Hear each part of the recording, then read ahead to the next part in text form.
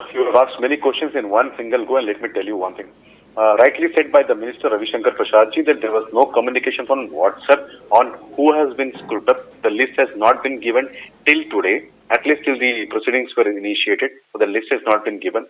Yes, and the other part, when the department said there were two communications received, it is also true that there were two communications received. The communications were very, very generic, saying that they have information that there can be some kind of breach of this thing.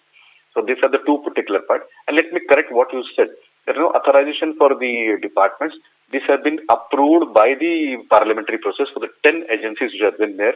They have been approved decades back. This has been continued. No new agencies were added or no new things were being made except NIA and some organizations which were formed recently. And this is a parliamentary act. There is a review committee. There is a cabinet secretary who reviews along with other people every decision being made to do a surveillance.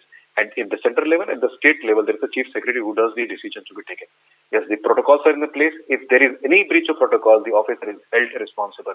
And I can tell you with a certain degree of confidence, neither the central government nor the state governments ever breaches this protocol. I don't know any information. Yes, in case, Ridhima, before I give an answer, whether it is me, Jiten ji, or the advocate, whether somebody is speaking on behalf of the right side or the left hand side, my request to you is that you allow a complete sentence because this is a very pertinent and very important discussion.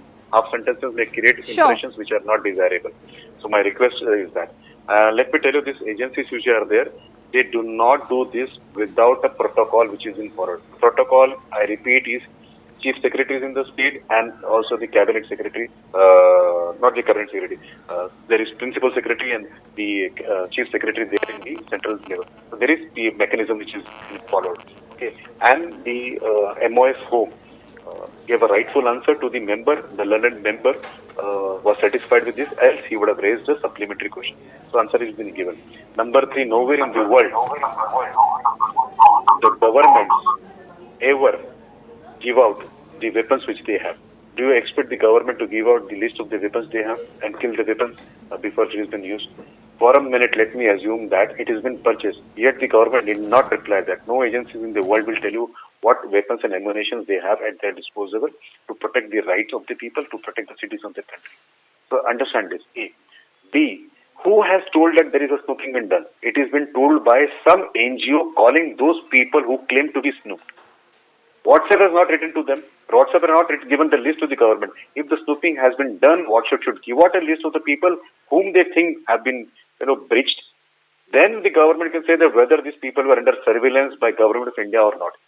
B, even then the government of India is not compelled to give this list because if somebody is under surveillance, government of India will not let you know whether that anti-social element, whether the anti-national element is under surveillance. Those who you are claiming as to be activists, I also perceive them as to be activists, may not be activists, but they may be anti-social elements or anti-national elements which the government wants to see. Number 3, we can't trust what NSO says on their side. We can't trust what is going on in US court. If WhatsApp feels things are not right, they can use Indian judiciary, come appoint a nodal officer in India, have an officer in India, give us traceability, bring their servers to India. There is a demand by the rightful people, rightful thinking people, that there should be data sovereignty, the data should locate only in the president of this country. There should be traceability, there should be flexibility on these people. So that now today, had we had traceability, had we had data sovereignty, our law enforcement agencies would have easily accessed and seen whether there was any kind of breach or not. Right, were available to our agencies. Things would have been more safer here. We don't have that kind of amount. Number 2, on the serious side, yes, this is the time we should talk about data sovereignty. We should talk about data localization. We should talk about traceability in the social media. We should also talk about taxability to these people who make billions of dollars here, use our citizens as product and subjects, but they don't give appropriate information when the law enforcement agencies want that, and then they create confusion by sharing data to a third party, directly calling of the citizens without telling the agencies who were snooped and how much was snooping. So I think there we have to think about the policies, take these people on tax, and this lousy software called as WhatsApp should be exposed to everybody. They should be careful about this. Citizens should know that, and they should not fall prey to their advertisement that is end-to-end encrypted.